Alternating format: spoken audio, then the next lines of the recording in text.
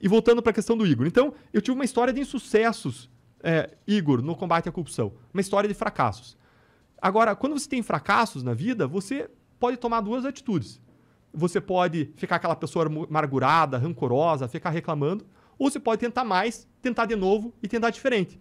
Um de vocês tinha um podcast, não tinha? Que deu errado? A gente, na verdade, tinha carreiras que deram errado. Tá. Cara, você podia ficar aquela pessoa amargurada, ou você podia tentar mais, tentar de novo e tentar diferente.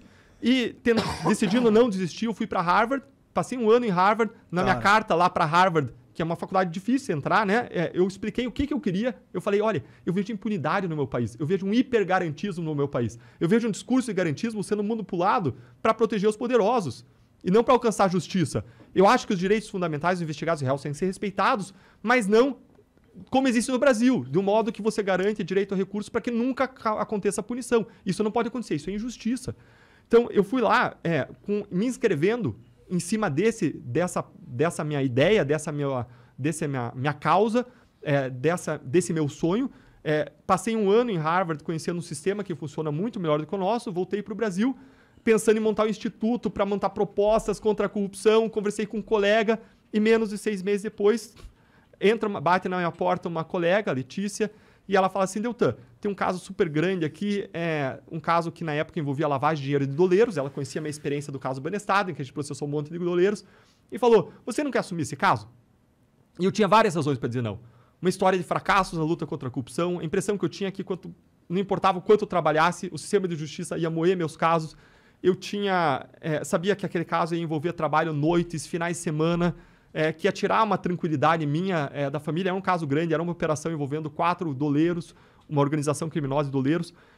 Eu tinha tido meu primeiro filho, estava trocando muita fralda, menos de 6 meses. Agora, ao mesmo tempo que eu tinha várias razões para dizer não para ela, eu tinha várias razões para dizer sim.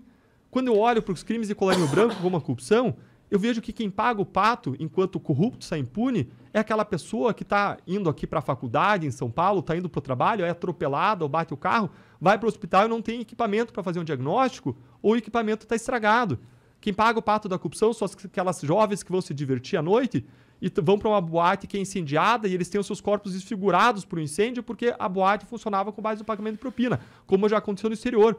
São aquelas crianças que vão para escola pública aqui em São Paulo. Isso foi um dos escândalos que veio aí à tona ao longo da Lava Jato, não era parte da Lava Jato, mas veio à tona, e que estavam comendo biscoito no almoço da escola, porque o dinheiro da merenda estava sendo desviado por propina. E estavam tomando leite aguado, adicionavam água no leite. Quem paga o preço da corrupção sou eu, são vocês, e as pessoas ao redor que perdem oportunidades. Ah, mas eu tenho dinheiro, consigo pagar saúde, escola, educação. E aí você pode perder a tua vida na esquina da tua casa por falta de segurança pública. Não tem como escapar desse problema. Não tem como escapar desse problema. Então, se a gente percebe que existe tudo isso, você leva a você se engajar contra os crimes de colarinho branco, contra a corrupção e todas essas males que a corrupção causa e os males que causa para a democracia, sobre o que a gente conversou antes, me levaram a dizer sim para a Letícia naquele dia em que ela fez o convite. E quando ela me fez o convite e eu disse sim, isso me deu a oportunidade de fazer parte de uma grande equipe de agentes públicos que decidiu fazer mais, melhor e diferente, decidiu ousar implementar várias técnicas que a gente aprendeu e desenvolveu no caso do Banestado, as cooperações internacionais, as colaborações premiadas. A gente desenvolveu uma estratégia de fases sequenciais e uma estratégia de comunicação social, porque a gente sabia que sem a sociedade estar conosco, meu amigo, não ia dar certo. Só deu certo, e o sistema só demorou para reagir porque a sociedade ficou conosco por muito tempo. Sim. E o sistema se encolheu. Quando a sociedade deixou de ir para a rua, quando esse tema esfriou, quando veio a pandemia, mudou o discurso, eles vieram com o rolo compressor, como aconteceu na Itália, e passaram por cima dos avanços.